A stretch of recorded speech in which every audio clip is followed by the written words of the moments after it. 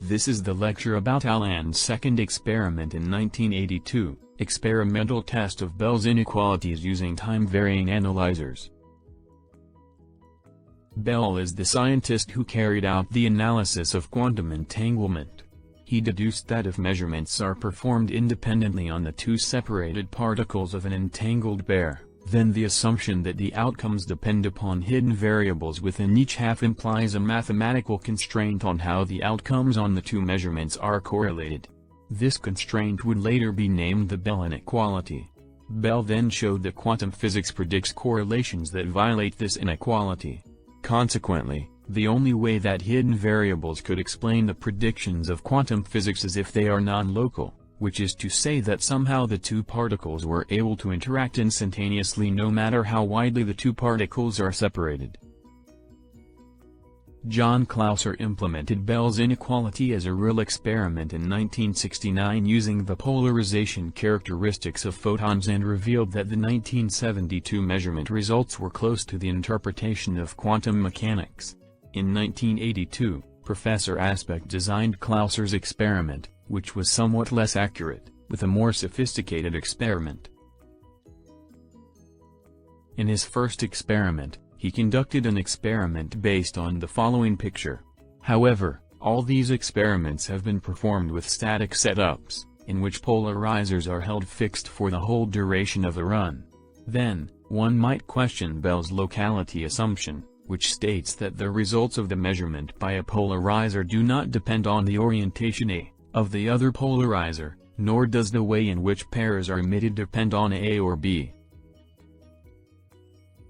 Bell thus insisted upon the importance of experiments of the type proposed by Bohm and Aharonov, in which the settings are changed during the flight of the particles. In such a timing experiment, the locality condition would then become a consequence of Einstein's causality, preventing any faster-than-light influence. To conduct such an experiment, Alain devised the following experiment. The biggest difference from previous experiments is the use of variable polarizers.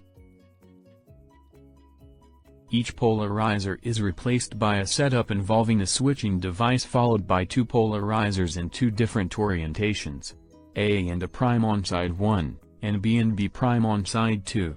The switching between the two channels occurs about every 10 nanoseconds.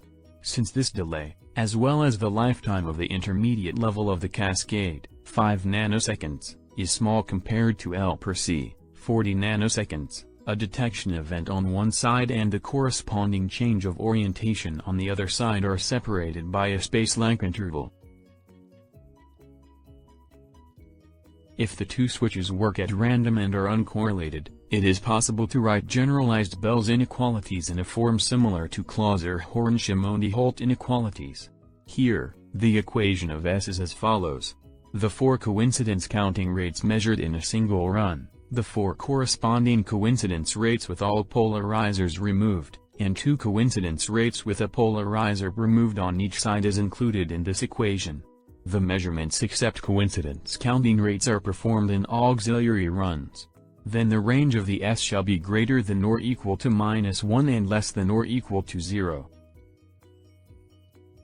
And the result that the experiment shows is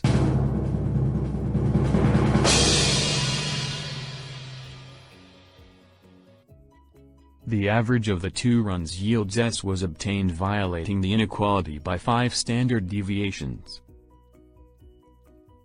On the other hand, for solid angles and polarizer efficiencies, quantum mechanics predicts S equals 0.112. It can be said to match the value obtained through the experiment.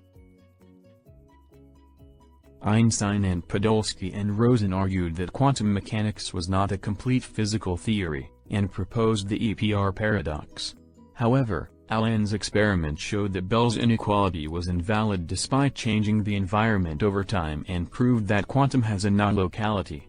Eventually, he won the 2022 Nobel Prize for pioneering work not only to prove quantum mechanics right but also to pioneer several new quantum information technologies and new physics fields. Based on these studies, various studies using quantum entanglement have been conducted, such as quantum computers, quantum networks, and secure quantum cryptography communication.